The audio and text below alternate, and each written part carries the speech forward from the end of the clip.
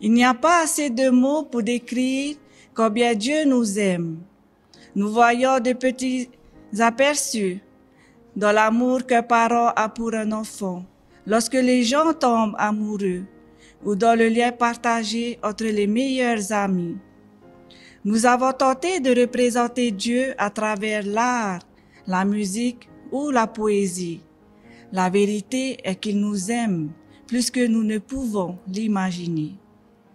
Et en ces temps difficiles, nous nous offrons cet humble service, une offrande symbole de l'amour de l'Église, la communauté du Christ. Durant ce moment, voyageons avec ces 4 hommes qui ont gravi la montagne. Et dans ces hauteurs, quelque chose de stupéfiant s'est passé. 3 disciples de Jésus ont assisté à une transformation du Christ et entendu la voix disant « Celui-ci est mon Fils bien-aimé, écoutez-le ». Que nos louanges apportent une lueur de cette transformation dans vos maisons, une mélodie de réconfort dans vos cœurs et une force d'agir pour aimer autant que Dieu nous aime.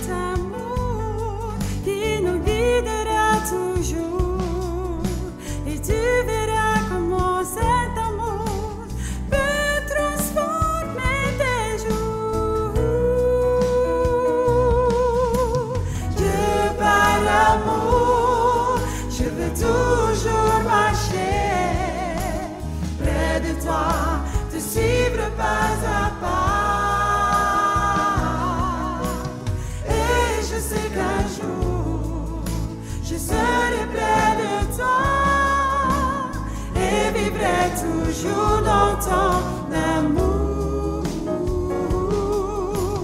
et vivrai toujours dans ton amour et vivrai toujours dans ton amour.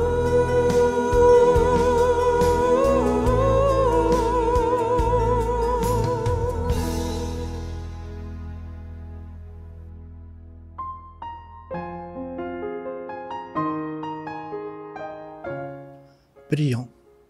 Avec humilité, charité et zèle, ô Dieu, à travers ce service, puissions-nous vivre et accepter tes bénédictions. À tous dans leur foyer qui entendent cette prière, à tous qui feront appel, que tes bénédictions les enlacent. Seigneur, de ceux qui offensent l'âme ou donnent une douleur à notre prochain, puissions-nous nier nous-mêmes et élever ton amour et pardon au-dessus de tout. Devant toi, nous déposons notre masque, nous renonçons aux apparences pour nous unir à tous et oublier notre intérêt au profit de l'humanité que tu créas. Amen.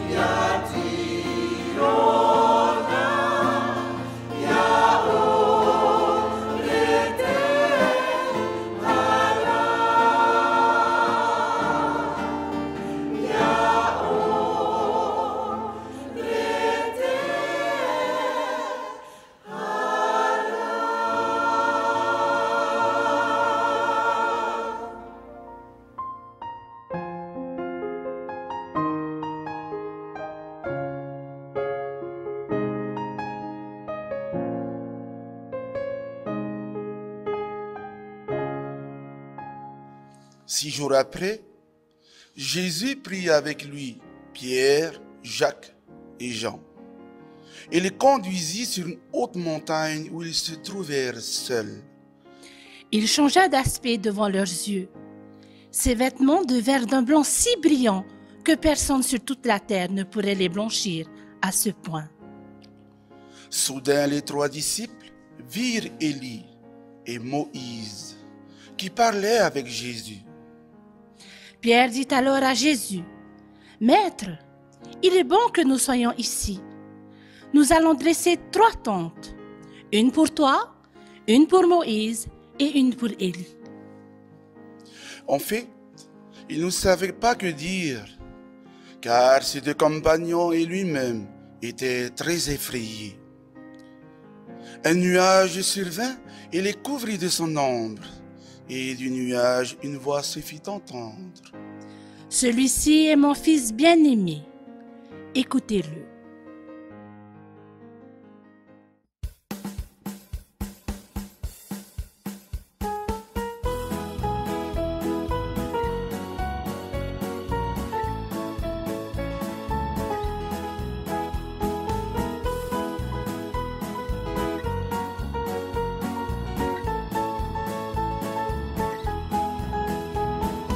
Quel ami fidèle et tendre nous avons en Jésus-Christ, toujours prêt à nous comprendre quand nous sommes dans souci. Disons-lui toutes nos craintes, ouvrons-lui tout notre cœur. Bientôt ces paroles saintes nous rendront le vrai bonheur. Oh, oh, oh, oh, oh, oh, oh, oh, oh,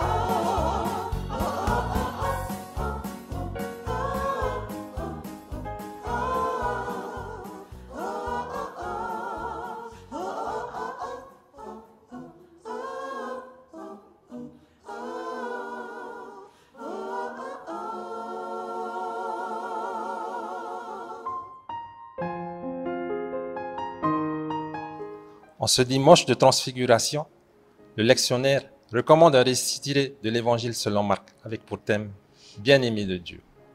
Ce n'est pas facile de parler de la transfiguration dans une société et une époque où tout doit être touché et expliqué de manière très rationnelle. Mais cette transfiguration est un phénomène qui a changé ou confirmé la compréhension du chrétien sur la nature du Seigneur Jésus. Nous venons d'entendre la lecture de ce passage. Imprégnons-nous encore de ce récit. Jésus est accompagné de son groupe rapproché, Pierre, Jacques et Jean. Ils vont au sommet d'une montagne et là, nous lisons que Jésus est transfiguré. Ses vêtements deviennent blancs. Les prophètes, Élie et Moïse, apparaissent. Un gros nuage se forme au-dessus d'eux et de ce nuage, une voix se fit entendre, disant « Celui-ci est mon fils bien-aimé. Écoutez-le. » Chaque année, cette écriture nous est proposée et nombreuses personnes ont tenté d'expliquer de manière technique ou mystique cette manifestation qu'est la transfiguration. Mais aujourd'hui, ce n'est pas tant le changement de Jésus que nous contemplerons, mais nous axerons notre concentration sur un point prépondérant qui est le changement des disciples. À travers les évangiles, nombreux passages mentionnent Jésus, qui enseigne les larges foules et ses disciples. Et il arrive souvent que ceux-ci ont du mal à comprendre les préceptes donnés. Nous pouvons lire Jésus qui raconte une parabole et les disciples cherchant à comprendre son sens. Jésus leur donne des explications et ils ont toujours du mal à assimiler.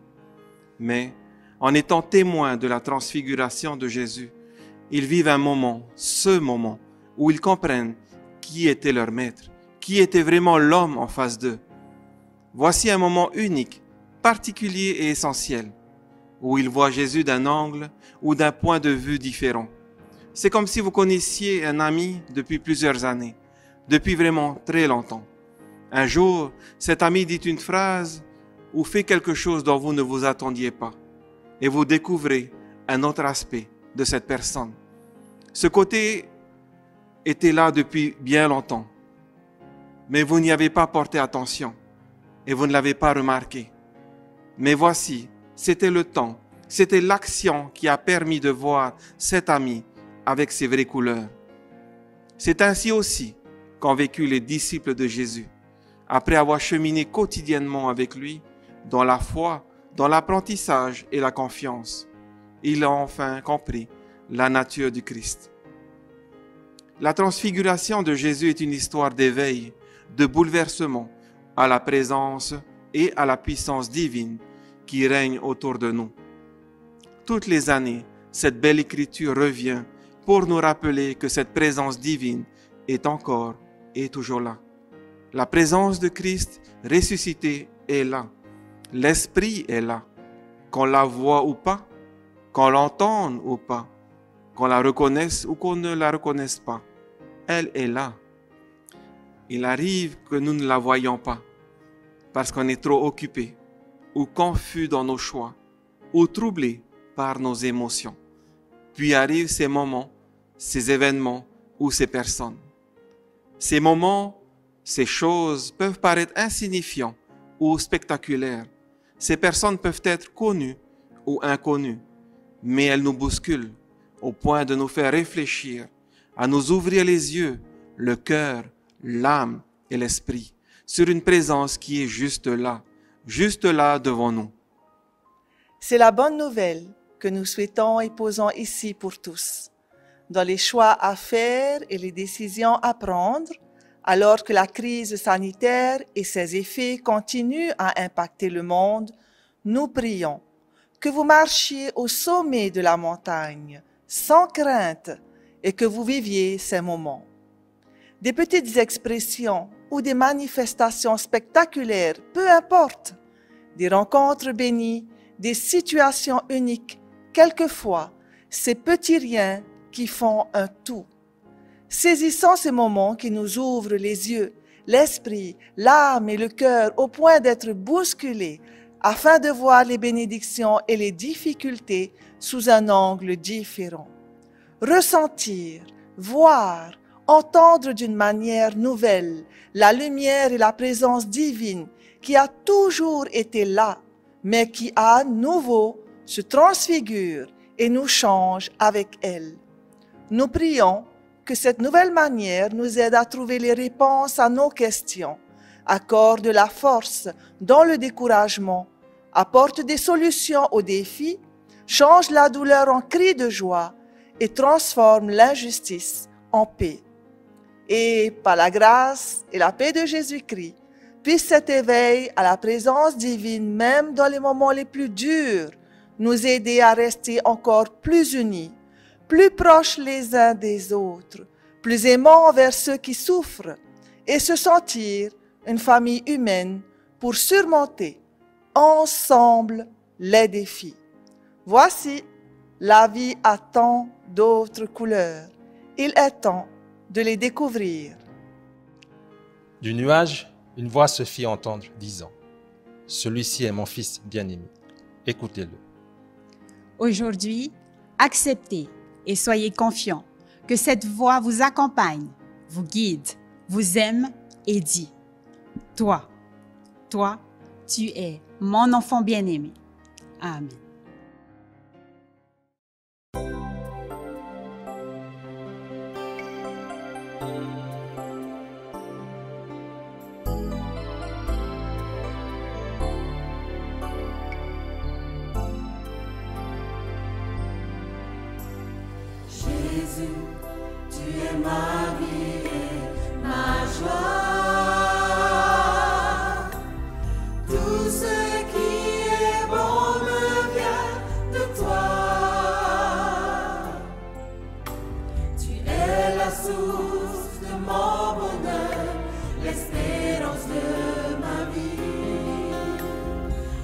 Jésus, tu es ma vie et ma joie. Jésus, tu es ma vie et ma joie.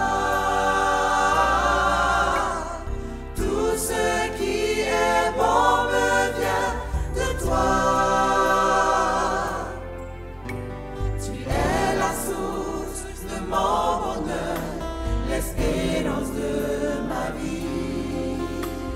Jésus, tu es ma vie et ma joie. Lorsque je perds mon chemin, tu me guides et prends ma main. Tu es la lumière dans mes nuits sombres et froides. Dans la tristesse, tu es la joie qui bannit toutes mes craintes. Dans ma solitude, mes bras se tendent vers toi. Jésus, tu es ma vie et ma joie. Tout ce qui est bon me vient de toi. Tu es la source de mon bonheur, l'espérance de ma vie. Jésus, tu es ma vie et ma joie. Jésus, tu es ma vie et ma joie. Tout ce qui est bon me vient de toi.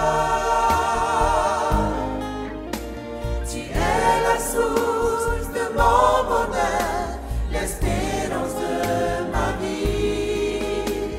Jésus, tu es ma vie et ma joie.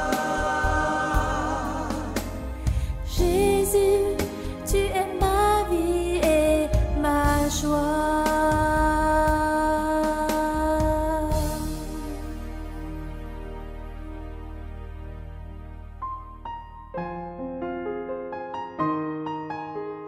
Bien-aimés de Dieu, vous êtes bénis. Bien-aimés de Dieu, Dieu vous accorde tout son amour. L'Esprit qui repose sur vous vous guide et vous protège. Traversez les eaux, avancez au désert et voyez les bénédictions. Vous êtes envoyés, clamez la justice et la paix, invités à l'unité et aimez comme Dieu vous aime. Nous clôturons ce service sur un petit clin d'œil pour tous les couples qui, en ce 14 février, célèbrent la fête de l'amour. La prochaine chanson vous est spécialement dédiée.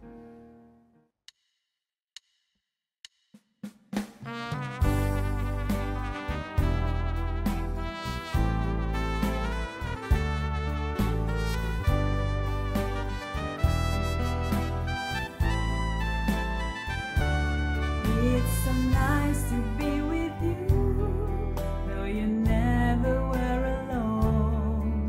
It's so nice to see your smile whenever things just seem so wrong. When I'm near you, all my troubles seem to fade and disappear. And for a while I see my dreams come shining through. It's so nice to make believe you and I are so in love. I awaken every morning holding you in my arms. When you're near me, all my days just seem to hurry by so soon. And for a while I dreamt I spent my life loving you. I'll burn a candle in the night and hope that soon its flickering light will guide you here to me. And I keep the fire burning strong, hope it won't take too long for you to come to me.